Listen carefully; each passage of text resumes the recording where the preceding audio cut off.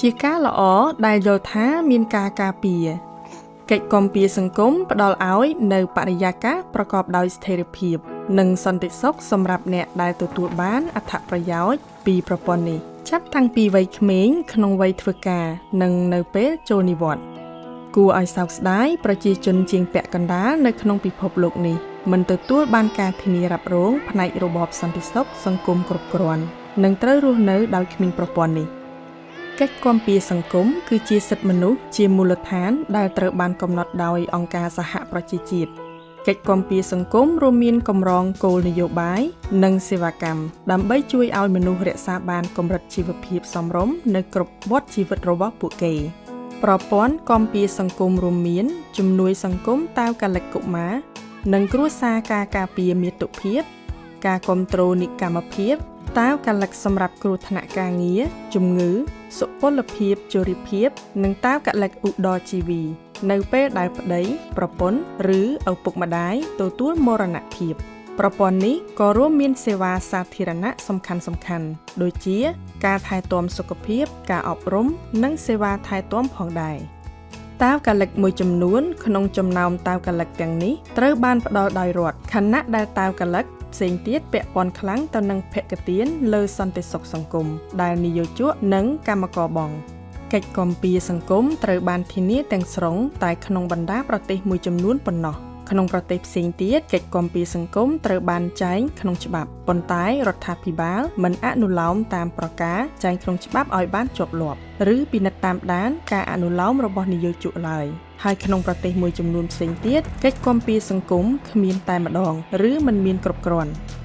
នៅគ្រាមានវិបត្តិធំៗកង្វះសំណាញ់សុវត្ថិភាពសង្គមលេចឡើងយ៉ាងច្បាស់ស្ថានភាពនេះបានកើតមានឡើងក្នុងអំឡុងពេលមានវិបត្តិ COVID-19 នៅបណ្ដាប្រទេសជាច្រើនដែលជាមូលដ្ឋាននៃរោងចក្រផលិតសម្លៀកបំពាក់សម្រាប់យើងនេះនៅពេលដែលសកម្មភាពសេដ្ឋកិច្ចជាប់គាំងក្រុមហ៊ុនម្ចាស់ម៉ាកសម្លៀកបំពាក់អន្តរជាតិធំៗនិងក្រុមហ៊ុនលក់រាយចាប់ផ្ដើមលុបការបញ្ជាទិញដែលធ្វើឲ្យមានការបាត់បង់ការងារយ៉ាងច្រើននៅក្នុងបណ្ដាប្រទេសផលិតសម្លៀកបំពាក់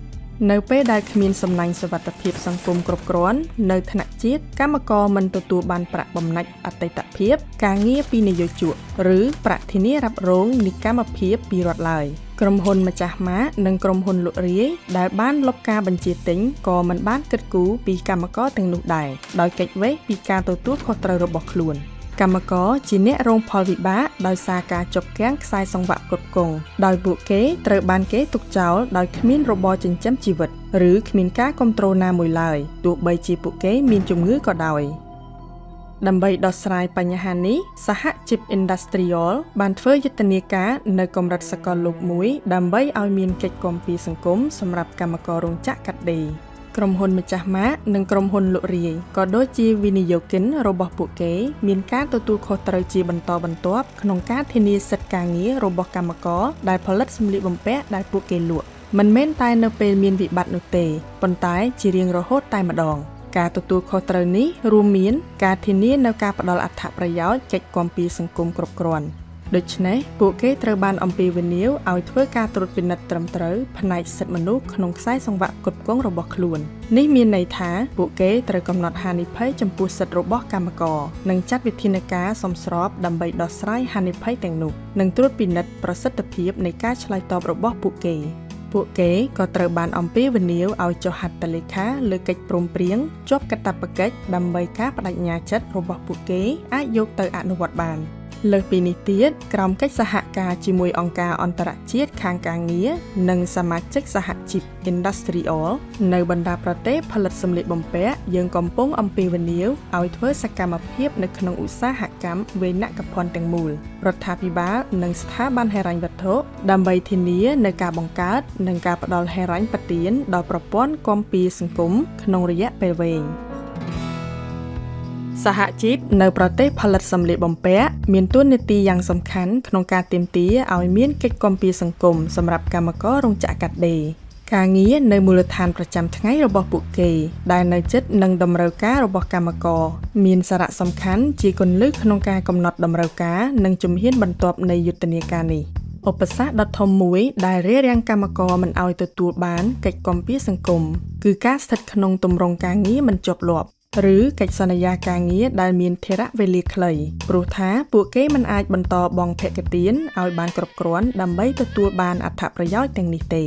ក្រៅពីការធានាសន្តិសុខសង្គមសម្រាប់កម្មករការប្រយុទ្ធប្រឆាំងនឹងការងារមិនជាប់លាប់ពង្រឹងប្រព័ន្ធគាំពារសង្គមដែលទទួលបានភក្ខទានកាន់តែច្រើនការលំបាកផ្សេងទៀតពាក់ព័ន្ធនឹងចំណុចដែលថានយោជកជាច្រើនព្យាយាមគេចវេះមិនបង់ភក្ខទានសម្រាប់របបសន្តិសុខសង្គមសូម្បីតែនៅពេលដែលការបង់ភក្ខទានទាំងនេះត្រូវបានតម្រូវដោយកិច្ចសន្យាក៏ដោយឧទាហរណ៍ការបង់ភក្ខទានពាក់ព័ន្ធនឹងមាតុភាពជាញឹកញាប់មានការចេញឯកសារលាឈប់ពីការងារคล้ายៗរបស់កម្មការិនីដែលមានគភ៌នៅប្រទេសផលិតសម្លៀកបំពាក់មួយចំនួនការប្រមូលព័ត៌មានស្ដីពីករណីទាំងនេះនិងការរាយការណ៍ឲ្យបានទាន់ពេលវេលាជាវិធីមួយក្នុងការជំរុញឲ្យមានការគោរពសិទ្ធិរបស់កម្មការិនីដើម្បីលើកទឹកចិត្តឲ្យពួកគេជួបជាមួយសហជីពនិងលើកពីបញ្ហាការងារប្រចាំថ្ងៃរបស់ពួកគេជាការសំខាន់ត្រូវធ្វើការចងក្រងកម្មករដោយគិតគូរពី gender ព្រោះថាកម្មកររោងចក្រកាត់ដេរភាគច្រើនគឺជាស្ត្រី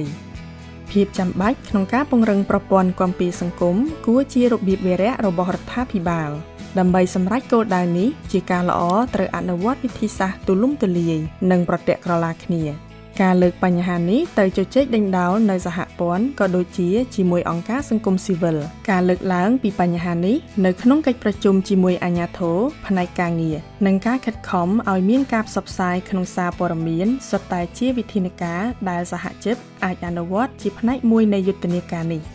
កិច្ចគាំពារសង្គមត្រូវបានបង្ហាញថាជាឧបករណ៍ដ៏សំខាន់បំផុតក្នុងការទប់ស្កាត់ភាពក្រីក្រនិងកាត់បន្ថយវិសមភាពតាមរយៈការរួបរวมកម្លាំងគ្នាយើងអាចធានាបានថាកម្មករមានសំណាញ់សុវត្ថិភាពគ្រប់ពេលវេលាទាំងអស់